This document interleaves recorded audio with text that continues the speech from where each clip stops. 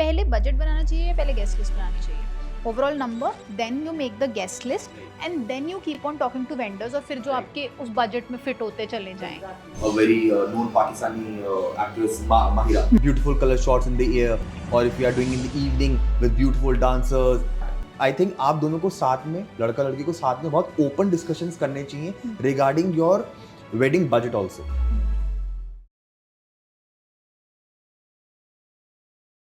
Welcome to another episode of Love and Logistics, India's first ever wedding podcast. तो आज हम एक wedding planner को अपने पास लेकर आए हैं जहाँ पर हम बहुत सारी वेडिंग रिलेटेड चीज़ें डिस्कस करेंगे, from budgeting to logistics to venue to decor to catering to everything that you can think about. He has the experience of managing more than 200 plus weddings. We'll divide this episode into 3 parts and we'll be releasing it every week. So ensure आप part 1, part 2, part 3 देखो क्योंकि तीनों में बहुत सारे interesting parts हैं. Now to the next very important segment which is about the decor. Okay.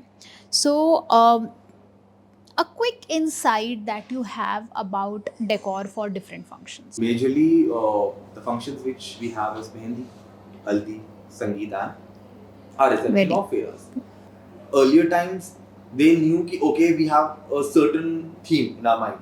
Mehendi है, colourful होगा, हल्दी है, येलो होगा, संगीत है तो ठीक है, समथिंग विद लाइट्स और black, something in black. And शादी है तो मोस्टली आई थिंक अगर मैं अपनी बात करूँ, अगर आप अपनी बात करें, when we were young, we were kids, we used to see wedding है तो इट इज ऑल रेड और मैरून और gold, right.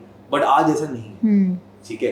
And I would say in 2017 when Anushka and Virat Kohli when they got married, so उन्होंने बहुत एक trend change हुआ उस time change हुआ because I think I would say वो हमारे सेलिब्रिटीज में दे were quite those first celebrity जिन्होंने एक तो एक इंटीमेट वेडिंग किया, इंडिया में नहीं वेडिंग की उन्होंने बाहर वेडिंग करी थी. एंड ठीक उनके एक साल बाद on Ranveer and Deepika, that wedding got very famous, जो हमने लेकोमो में हमने इटली में जो वेडिंग करा है, तो it was a intimate wedding. But उनके I mean so beautiful attires, I mean every functions की they had beautiful attires and the decor, I mean playing with colors, those pastel colors. I mean if I talk about Virat and Anushka's wedding also, I mean उनके शादी का अगर आप decor अगर आप देखें, I mean कितने subtle colors हैं, ठीक है. playing with the weather, day wedding है तो क्या कलर अच्छा लगना चाहिए, ठीक है.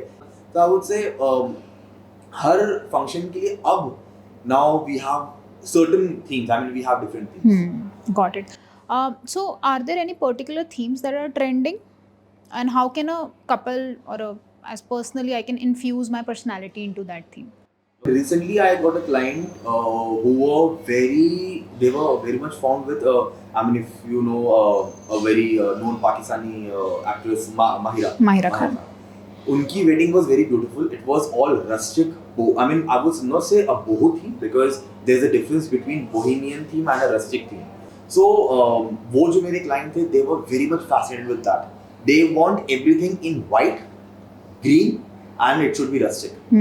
So और जब मैंने उनसे बात भी किया, so actually उनकी personality भी मुझे उनसे बात करके 2-3 बार समझ में आया कि ऐसा नहीं है कि क्योंकि उन्होंने सिर्फ Pinterest में देखा है या माहिरा खान की वेडिंग देखी है उससे वो फैसिनेट हो रहे हैं, नहीं. आई थिंक उनकी पर्सनालिटी भी ऐसी थी. They were quite, you know, poised, elegant, a classy thing they had. तो जब मैं उनको खुद से बोल रहा हूँ कि okay, we'll have, you know, a colorful carnival theme in your wedding, or we'll have this lavender theme in your wedding. Lavender सुनते ही bride was like नहीं, मैं इसके साथ खिलाफ हूँ, बिल्कुल भी नहीं. And groom was like कि भाई जो ये बोल रही है मैं तो बस इसी के साथ. And I would say वो जो groom थे हमारे, he was quite Bollywood. So वो I mean recent film Rocky Rani, right? उनमें उसमें एक सीक्वेंस है जहाँ पे Ranveer Singh he is performing in that red dress. So वो जो पूरा सेटअप था पूरा रेड में, so he was quite fascinated with that. So he was like कि मुझे वो चाहिए वेडिंग में, ठीक है. बट क्योंकि ब्राइड was like कि नहीं, I want मुझे ये white and green tones मुझे ये बहुत चाहिए. So फिर I think ultimately वो उन्हीं पे गए. बट मैंने दोनों की पर्सनैलिटीज देखी और दोनों के कलर स्कीम्स को मैच करते हुए और जब हमने वो किया तो अल्टीमेटली वो बहुत अच्छा उठ के आया. I mean we played with these 3 colors only white, green and brown. Only these 3 colors were there in this whole decor setup, but it came out to be very beautiful. Great. I think moving on to the last segment of this part one is the budgeting, which I think people have a lot of questions about कि अपनी शादी को सही से budget कैसे करो, effectively allocate कैसे करो बजट को, what can be some cost saving things that you can have. So all your insights about it. The thing is, the major budget किसी भी bridal groom का जो जाता है वो जाता है venue and food. And venue and food का बजट निकालने के लिए I think firstly मैं उनको सबको यही recommend करता हूँ कि please make your guest list first.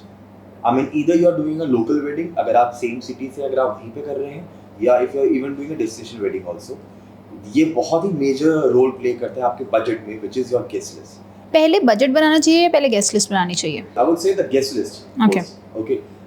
Because and I think as we were discussing on the wedding planning part कि budget तभी बन पाएगा जब आपकी guest list and what are your desires and requirements कि वो आपके माइंड में क्या क्या है. I think वो आप लिख लीजिए एक बार, ठीक है, कि थोड़ा बहुत सुन भी लो घर वालों की या वो क्या कह रहे हैं. Because जो यहाँ पे भी जो एक मेजर मिस्टेक वो ये करते हैं sometimes I would say not the couples और their parents but couple I would say parents थोड़े मजबूर होते हैं, वो होते हैं कि सबको खुश करने में और वो आप सबको नहीं कर सकते. अल्टीमेटली आई वुड से कि आप अपने बच्चों की शादी कर रहे हैं, आप उनकी खुशियां देखेंगे उसमें क्या है, ठीक है. तो ऐसे में एक बार आपकी गेस्ट लिस्ट ये सब चीजें बन गई कि हाँ यू नो दिस कि ओके मेरे 350 लोग आ रहे हैं, मेरे 300 लोग आ रहे हैं. I think now you should go ahead with the planning part and asking for budgeting because अगर आप roughly किसी से भी पूछेंगे और आपने अभी कुछ भी आपने डिसाइड नहीं किया है तो आपको कोई बजट दे ही नहीं पाएगा. मेरे पास ऐसे बहुत से like people there are so many people there like कि डेट्स अभी फाइनल हुए नहीं है, अभी अक्टूबर में होगा, नवंबर में होगा. So it's very simple. अक्टूबर में I will give you certain other budget, नवंबर में मेरा बजट बढ़ जाएगा, वो अलग होगा. बिकॉज नवंबर में ऑब्वियसली एक अलग डिमांड बढ़ जाती है, अक्टूबर में एक मार्केट एक अलग डिमांड होती है, ठीक है. तो इन सब चीज़ों को ध्यान में रखते हुए आई वुड से जब ये चीज़ बन गई, अब अगर मैं उनसे पूछ रहा हूँ like number of PACS 200, okay now I am clear 200 people, अब इस तरह से मैं अपना प्लान कर सकता हूँ. सो मैं आपको दोनों के हिसाब से बताऊंगा. फर्स्टली अगर हम लोकल वेडिंग कर रहे हैं तो येस लोकल वेडिंग के हिसाब से a ground, a place which is accessible and feasible for 200 people.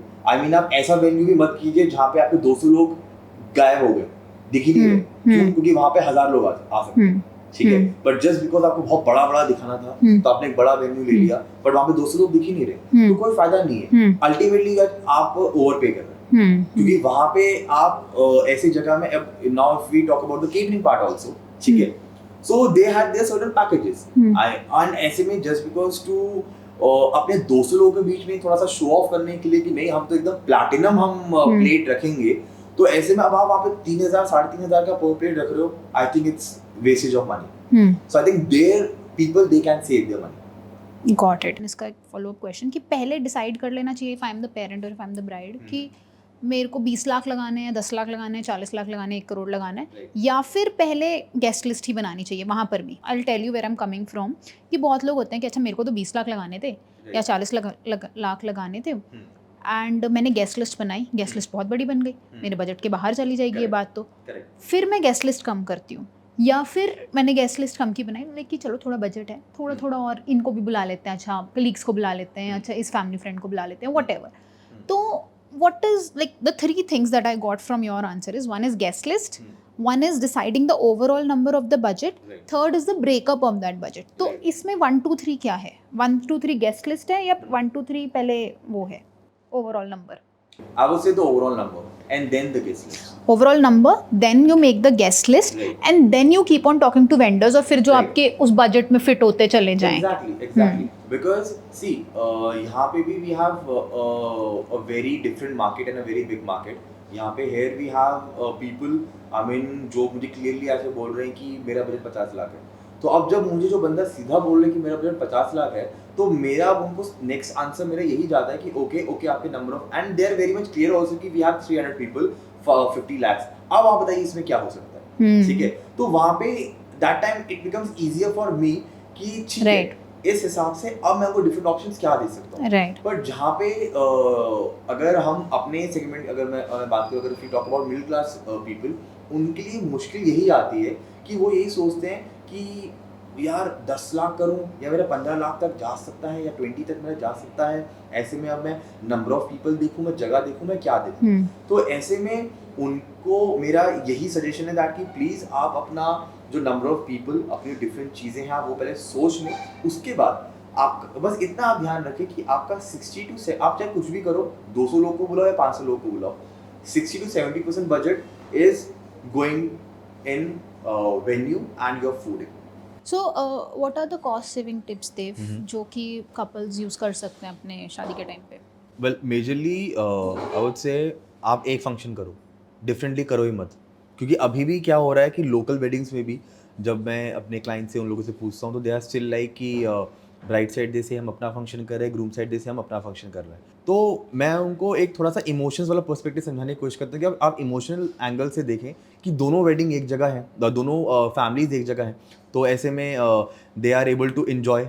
ठीक है, एक वो साथ में अपने बच्चों की फंक्शंस में रहना, तो एक वो एक अलग वो एक प्यार एक वो बढ़ना है ना, क्योंकि जब आप ये चीज़ अलग अलग करते हैं, ग्रूम साइड ने अपना वेन्यू किया, ब्राइड ने अपना किया, उनकी अपनी अलग केटरिंग, अलग डेकोर, अलग फोटोग्राफर्स। ठीक है, या सेम फोटोग्राफर्स को आप बोल रहे हैं कि आप टीम डिवाइड करो, तो 4 लोग वहाँ पे गए, 4 लोग वहाँ पे गए। यहीं पे अगर आप एक जगह कर रहे हैं तो ऑब्वियसली 8 लोगों की जरूरत ही नहीं है, 4 फोटोग्राफर से हो जाएगा। ठीक है ना, बिकॉज फोटोग्राफर्स या कोई भी वेंडर या कोई भी, वो आपको कैपेसिटी, उनके कितने नंबर ऑफ पीपल वहाँ पे आ रहे हैं, कितनी उनकी मैन पावर वहाँ पे आ रही है, उस हिसाब से they charge you, right. So in that case सबसे ये बहुत मेजर पार्ट है कि अगर आप अपने फंक्शंस अलग अलग मत करो, काइंडली कंबाइन देम। अगर आप कंबाइन करेंगे, आपके जितने वेंडर्स हैं वो एक हो जाएंगे, आपको अलग अलग वेंडर्स नहीं करने पड़ेंगे। तो ये आई थिंक बहुत ही मेजर एक टिप है to save their cost during this. And again I would say hiring a professional, because hiring a professional will help you save your time and at the same time वो आपको चीज़ें guide करेगा कि आप पैसे कहाँ बचा सकते हैं। अब अगर मान लेते हैं कि अगर आप एक स्मॉल एक हैम्पर का एग्जांपल ले लें, ठीक है, एक छोटा सा हैम्पर 500 रुपीज़ का भी आता है, हैम्पर 1000-1500 का भी आता है, ठीक है। बट अब उस वक्त क्या होता है कि क्योंकि अगर आपने सही प्लानिंग अगर आपने नहीं करी है, ठीक है, तो स्टार्टिंग में अगर ब्राइड ने या फॉर एग्जांपल ग्रूम ने ही अगर ये बोल दिया यार ये हैम्पर दिखने में बड़ा सुंदर लग रहा है, कोई नहीं 100 लोग हैं ना, 1500 का है, चल ले लेते हैं। अब तुमने 100 लोग अगर आपके मान लो 100 गेस्ट भी हैं, आपने 1500 का समझ के ले लिया, बट आपने ये नहीं सोचा कि आपने और भी बजट अपने किसी और चीज़ के लिए बचा के रखा होता। वहीं पे अगर आप वो हैम्पर 500 का ले लेते, आपका पर हैम्पर 1000 रुपीज़ बच रहा है, तो वो आप अपने और एक सही जगह पे आप लगा सकते थे। अब अल्टीमेटली अब जब आप बाद में आप रियलाइज करोगे at the end, oh shit यार अब तो मैं वापस भी नहीं कर सकता, ये मैंने खरीद लिया है, अब मुझे बजट बनाना पड़ेगा। तो इस तरह से लोगों के जो एक्सपेंसेस है ना वो ऐसे बढ़ते हैं।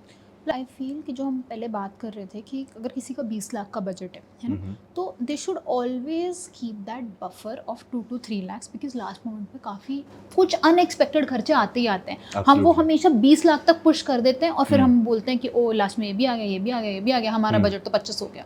तो I think one obviously a professional और planner will have that vision and will guide you there, but at the same time you should always think कि मुझे 17 में करनी है शादी, जिससे कि यू हैव दैट बफर। या if 1 crore is your budget, always plan for 90 lakhs so that या तो आपके पास comfortably 10 लाख पुश करने का स्पेस है, नहीं तो आई फील कि लास्ट मोमेंट पे कभी कोई पंडित जी ने बोल दिया, कभी कोई एक्स्ट्रा वेंडर करना पड़ गया, कभी कोई बैक ऑफ कर गया, so you just need to get a last moment vendor. So I think you should always have that buffer to allocate. Not just the buffer thing, but I would say people now they have to be थोड़ा सा realistic with the budget also. I mean मैं ये नहीं कह रहा हूँ कि किसी भी इंसान को कि आप अपने कैपेसिटी से ज़्यादा स्पेंड करें, but at the same time आप इतना भी समझें कि before lockdown and after lockdown things have changed drastically. ठीक है, चीज़ें एक्सपेंसिव हो गई हैं, ऐसा नहीं है कि मैं भी कोई चीज़ अपने घर से आके लगा दूंगा। ठीक है ना, तो अगर मेरे भी सर्टन एक्सपेंसेस है जो मेरे फिक्स हैं, ठीक है, अगर आप चाहते हैं कि मुझे एक सेटअप 4 घंटे में रेडी करना है, 6 घंटे में रेडी करना है, वो 4 लेबर से नहीं होगा, मुझे वहाँ पे 20 लेबर लगानी पड़ेगी. सो पीपल दे थिंक कि अच्छा हाँ हम लोग डेकोर कर रहे हैं, हम घर से सामान लेके आ रहे हैं, तो हाँ 20 लोगों में हो जाएगा. नहीं, जो बहुत चाहे वो मैं हूँ, चाहे वो मार्केट या फील्ड में कोई भी हो, हर किसी के पास जो भी उनके ऐसे बैकएंड में जो काम करने वाली टीम है, majorly they work on per day basis only. ठीक है. सो वो सर्टन एक्सपेंसेस हर प्लानर का, हर डेकोरेटर का फिक्स है. ठीक है. तो ऐसे में मैं उनको यही कहना चाहूँगा या तो आप थोड़ा मैं रियलिस्टिक बजट रखो, या फिर अगर आपका बजट 20 है, मैं ये नहीं कह रहा कि मैं आपको ये बोल रहा हूँ कि आपका कम बजट है, मैं ये नहीं कह रहा हूँ, बट फिर मैं ये बोलूँगा कि फिर then have realistic aspirations and thoughts also. आप ये मत सोचो कि फिर 20 लाख में 20 चीज़ हो जाएंगी, फिर 20 लाख में फिर 5 ही हो पाएंगी. ठीक है. कि ओके डेकोर हुआ, ये हुआ, फोटोग्राफर हुआ, दैट्स इट. तो अब आप मुझे अगर ऐसे बोलिए कि अब हमें स्पेशल एंट्रीज करवा दीजिए कि यू नो फॉग में और like with colour pyros and everything. And आजकल जो वरमाला कंसेप्ट, जो वरमाला थीम जो है, डिफरेंट काइंड ऑफ वरमालाज जो आजकल हैं, लाइक अगर डे में हो रहा है तो varmalas with beautiful colour shots in the air, और if you are doing in the evening with beautiful dancers and you know different kind of fireworks, right. So उसका भी एक सर्टन एक एक्सपेंस है. ठीक है. तो प्लीज़ आप ये मत सोचो कि ये भी हम आपको उस 20 लाख में करके दे देंगे. ठीक है. तो ऐसे में जैसा आपने बफर वाली बात बोली, yes they should keep a buffer. And ये मेरा एक पर्सनल थॉट है जो मैं एक यहाँ पे सबको बोलना चाहूँगा.